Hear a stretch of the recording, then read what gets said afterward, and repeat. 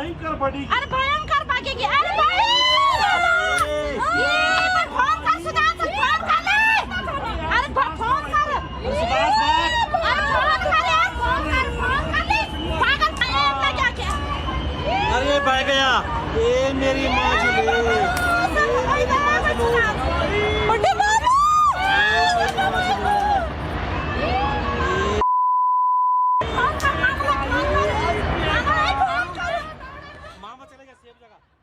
यानी लोगों ने जैसे ही इस तबाही को आते देखा, उन्होंने कहना शुरू किया कि फोन कर जल्दी, और आगे लोगों को बताओ कि इस तरह से तबाही आ रही है। आपको एक और वीडियो दिखाता हूं, तबाही के बाद बहता पानी और पहाड़ी मलबा पूरे गांव में कैसे कहर बरपा रहा। इसका भी लाइव वीडियो लोगों ने रिकॉर्ड किया। यानी जो लोग भी थोड़ा सा ऊपर की जगह पे थे, उनको साफ दिख रहा था कि उधर से कैसे तबाही आ रही, कैसे बादल फाड़ तबाही आ रही, और वो लोगों से कह रहे थे चीख चीख कर कि भागो वहां से। बादल फटने के बाद तबाही के ऐसे वीडियो पहले कभी किसी ने नहीं देखे। अब जैसे ये वीडियो देखिए, पहाड़ों से बहकर आए मलबे और पानी की सुनामी में कैसे धराली गांव तबाह हो गया। ये उसके बाद की तस्वीर आप देखिए। वीडियो में दिखता है कि भारी तादाद में पानी के साथ बड़े बड़े पत्थर और मलबा बहकर नीचे आया और मुहाने पर बनी इमारतों को बहा ले गया। आप इन घरों को देखिए बॉस, ये लग रहा मिट्टी में धंसे हुए हैं। इतना मलबा आया है साथ में कि वो घरों के छत तक पहुंच गया। ज्यादातर इमारतें मलबे में दबी हुई दिखी, कई इमारतों की तो सिर्फ छत ही दिख रही है। बताया जा रहा है कि धराली गांव करीब 20 मीटर ऊंचे मलबे में दब गया है। धराली गांव का एक वीडियो भी सामने आया है जिसमें एक स्थानीय युवक कांपती आवाज में तबाही के बारे में बता रहा है। धराली गांव में कुछ ही सेकंड के अंदर भयंकर तबाही। बादल फटने से जो नुकसान हुआ उसके बाद की तस्वीरें तो और डरावनी। चारों तरफ मलबा दिखता है, कीचड़ फैला हुआ है। ये जो आप तस्वीर देख रहे हैं, ये बादल जब फटा और उसके बाद पानी आया तो साथ में जो मलबा और कीचड़ लेकर आया है उसकी तस्वीरें आप देख रहे हैं बॉस। और बादल फाड़ तबाही के बाद का ये नजारा भी कम डरावना नहीं है।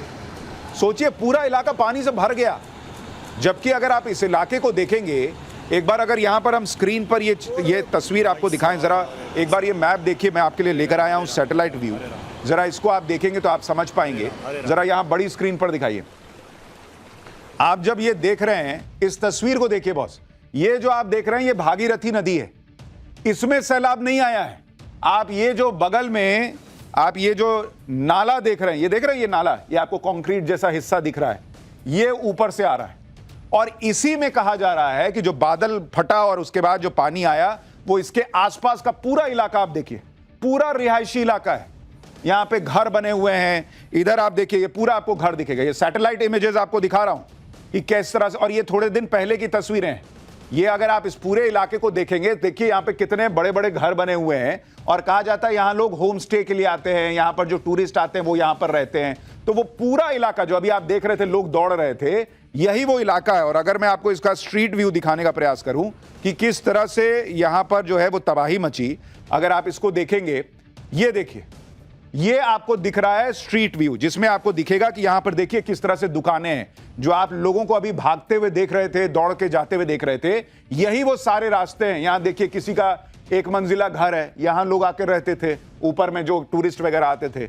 नीचे लोगों की दुकानें हैं, बाइक लगी हुई है, ये आप देख रहे हैं, यहां पर मंदिर मौजूद है। तो ये जितना हिस्सा आप देखेंगे, ये आप देखते जाइए, ये पूरा रिहायशी इलाका। ये देखिए किसी का घर है जिसमें कि रेस्टोरेंट लिखा है, ये देख रहे हैं, ब्रेकफास्ट नाश्ता वगैरह सब जो कर रहे होंगे, लोग बह गए भाई, उस तरह की स्थिति बन गई है। Anchal hotel and restaurant, Gangotri road, Dharali, Uttarkashi. तो ये पूरा इलाका आपको सैटेलाइट इमेज के जरिए दिखा रहा हूं कि पूरा बसा हुआ इलाका है। और यहीं पर वो पूरा सैलाब आया और सब तबाह करके चला गया, और यहां पर सब कुछ सपाट हो गया। ये तो सैटेलाइट इमेज आपने देख ली। अब ग्राउंड जीरो की और तस्वीरें आपको दिखाता हूं। जैसे दो तस्वीरें देखिए, पहली तस्वीर तबाही से ठीक पहले की है और दूसरी तस्वीर तबाही के बाद की है। पहली तस्वीर में राइट साइड पर जो बिल्डिंग्स दिख रही हैं, दूसरी तस्वीर में वो पूरी तरह से गायब हो गई हैं। आप देख रहे हैं, जब तबाही आ रही है तो आपको वहां पे जो कंस्ट्रक्शन दिख रहा है, और उसके बाद अगर आप कंपैरिजन कीजिएगा तो वो कई उसमें से इमारतें गायब हो गई, पूरी तरह से कई इमारतें गायब हो गई। सिर्फ मलबे का सैलाब वहां पर दिख रहा है। कंपैरिजन कीजिए आप दोनों को। ये तस्वीर हम यहां स्क्रीन पर दिखा सकते हैं। अगर आइए आपको यहां पे दिखाता हूं, जरा इन दोनों तस्वीरों को आप कंपेयर कीजिएगा तो आपको पता चलेगा कि किस तरह से यहां पर भयंकर तबाही मची। अब आप जरा इस तस्वीर को देखिए, इसका स्टिल शॉट डालिए, जो अभी हमने स्टिल शॉट दिखाया था उसमें आपको दिखेगा कि कैसे तबाही मची है तब और अब की तस्वीर। और जरा इसको अगर आप देखेंगे, यहां देखिए, यहां पूरा आपको घर का दिख रहा है और ये पूरा जो है वो सफेद हो रखा है बादल फटने के बाद, तो वो पूरा इलाका खाली हो गया है। पहली तस्वीर में सड़क के किनारे जो बिल्डिंगें दिखाई दे रही थी, उसकी दूसरी तस्वीर में उनकी जगह सिर्फ मलबा और पानी दिखाई दे रहा है। तो दोनों ही वीडियो आपको बता रहा हूं एक साथ, ताकि आपको पता चल सके कि भाई बादल जो फटा और उसके बाद जो तबाही मची उसने कैसे वहां पर मतलब जिंदगियां खत्म कर दी। एक साथ लाखों टन पहाड़ी मलबे ने पूरे गांव को तहस नहस कर दिया। अंदाजा लगाना भी मुश्किल है कि इस मलबे में कितने लोग दब गए होंगे। यह तस्वीर देखिए, तबाही की इन तस्वीरों के बीच एक चमत्कार भी हुआ बॉस। ये वीडियो देखिए, इतनी भीषण तबाही की चपेट में आने के बावजूद यह शख्स जिंदा बच गया, जो मलबे से बने दलदल में रेंगता हुआ, घिसटता हुआ बाहर निकलने की कोशिश कर रहा है। देख रहे हैं आप, जैसे आपको याद होगा एयर इंडिया का प्लेन जब क्रैश हुआ था तो दुनिया हैरान रह गई थी कि एक व्यक्ति उसमें से बच के आग में से जिंदा निकल के आ गया। यहां उस भयंकर सैलाब में जिसमें इमारतें नहीं बची, कुछ नहीं बचा, उसमें आप देखिए ये आदमी जिंदा बच गया। इस वीडियो में आगे एक शख्स भागता हुआ दिखाई देता है। भयानक सैलाब के बाद जिंदा बाहर निकलते लोगों की ये तस्वीरें किसी चमत्कार से कम नहीं। धराली गांव में बादल फटने से जो तांडव हुआ उसकी एक और तस्वीर आपको दिखाता हूं। धराली के पास ही हर्षिल में आर्मी कैंप, बादल फटने के बाद पानी कितनी तेज रफ्तार से नीचे की तरफ आया वो भी आप देखिए। ऐसा लग रहा है जैसे किसी ने बांध का गेट खोल दिया है। भयंकर तेजी से पानी नीचे आ रहा और अपने साथ बड़े बड़े पत्थर और बोल्डर भी बहा कर ले जा रहा है। बादल फटने से आई तबाही की तो डरावनी तस्वीरें हैं ही, उससे भी ज्यादा डरावना है बादल फटने से जमा हुआ पानी जो झील की शक्ल लेता जा रहा है। धराली गांव में बादल फटने से जो सैलाब आया अब वो नीचे की तरफ जा रहा है। सैलाब के पानी से नदी ने विशाल झील का रूप ले लिया है। धीरे धीरे इसका पानी बढ़ता जा रहा है। सवाल यह है कि झील का पानी कहीं तो जाएगा, और जहां जाएगा क्या वहां भी विनाश फैलाएगा। धराली के पास हर्षिल आर्मी कैंप है। यहां पर भागीरथी नदी का बहाव रुक गया है और इस वजह से हर्षिल कैंप के हेलीपैड के पास लगातार पानी बढ़ रहा है। आपको मैप के जरिए दिखाता हूं कि कैसे बादल फटने के बाद पानी धराली से हर्षिल तक पहुंचा। उत्तरकाशी के धराली गांव में बादल फटा, जो आप मैप में देख रहे हैं। सबसे ऊपर आप देखिए, दाहिनी तरफ आपको धराली गांव दिख रहा है। यहीं पर बादल फटा था। बादल फटने से एक साथ लाखों गैलन पानी आ गिरा और यही पानी अपने रास्ते में आने वाली हर चीज को तबाह करता हुआ आगे बढ़ रहा है। धराली से सैलाब का पानी कल्प केदार मंदिर होते हुए हर्षिल कैंप के पास हेलीपैड तक पहुंचा और यहीं पर कहा जा रहा है कि पानी का बहाव रुक गया। और यह टेंशन की बात है क्योंकि पानी लगातार जमा होता जा रहा है, जो किसी भी समय बड़ी आपदा का कारण बन सकता है। उत्तराखंड में सिर्फ धराली गांव में ही बादल नहीं फटा है, बल्कि धराली के पास ही सुखी टॉप पर भी बादल फटा है। उत्तराखंड में जैसे आज किसी ने विनाश का बटन दबा दिया था। पहले धराली और उसके कुछ ही देर बाद सुखी टॉप पर भी बादल फट गया बॉस। ये तस्वीरें देखिए, बादल फटने के बाद सैलाब अपने रास्ते में आने वाली हर चीज को तबाह करता हुआ यहां से भी निकल रहा है। तो एक साथ दो बादल फटने की घटनाएं हो गई। ये देखिए, धराली गांव में बादल फटने के बाद राहत और बचाव का काम भी तेजी से शुरू हुआ। सेना ने फौरन रेस्क्यू ऑपरेशन शुरू किया। सेना के जवानों ने मलबे में दबे लोगों को बाहर निकालना शुरू किया। जानकारी के मुताबिक सेना के जवान अभी तक 15 से 20 लोगों को मलबे से बाहर निकाल चुके हैं। रेस्क्यू ऑपरेशन लगातार जारी है। लगातार बारिश की वजह से रेस्क्यू ऑपरेशन में दिक्कतें आ रही हैं, फिर भी सेना के 150 जवान लगातार लोगों की मदद कर रहे हैं। लेकिन खराब मौसम की वजह से रेस्क्यू में परेशानी आनी स्वाभाविक बात है। आप एनडीआरएफ के डीआईजी को एक बार सुनिए, फिर आपको बताता हूं कि जो नुकसान हुआ उसमें कितने लोगों की जान जाने की आशंका है। एक ऑपरेशन कुछ दिन चलेगा। टीमें हमारी तैनाती उनकी की गई है। 3 टीमें रवाना की गई हैं, रास्ते में पहुंचने वाली हैं। और एयरलिफ्ट के लिए भी हमारी 2 टीम देहरादून में अभी तैयार है। और जब भी जैसा ही मौसम खुलेगा वहां पर तो उसको भी एयरलिफ्ट किया जाएगा। उत्तरकाशी के धराली में बादल फटने से कितना नुकसान हुआ अब आपको उसके बारे में बताता हूं। पूरा का पूरा धराली गांव तो बर्बाद हो ही गया। दर्जनों घर जमींदोज हो गए। होटल, होमस्टे, बाजार सब बह गए। अभी तक 4 लोगों की मौत की खबर है, लेकिन 50 से ज्यादा लोग लापता हैं। उत्तराखंड में आई इस आपदा पर पीएम मोदी और गृह मंत्री अमित शाह ने भी दुख जताया। पीएम मोदी ने कहा कि उत्तराखंड सरकार के संपर्क में है वो, और लोगों की मदद करने में कोई कसर नहीं छोड़ी जा रही है।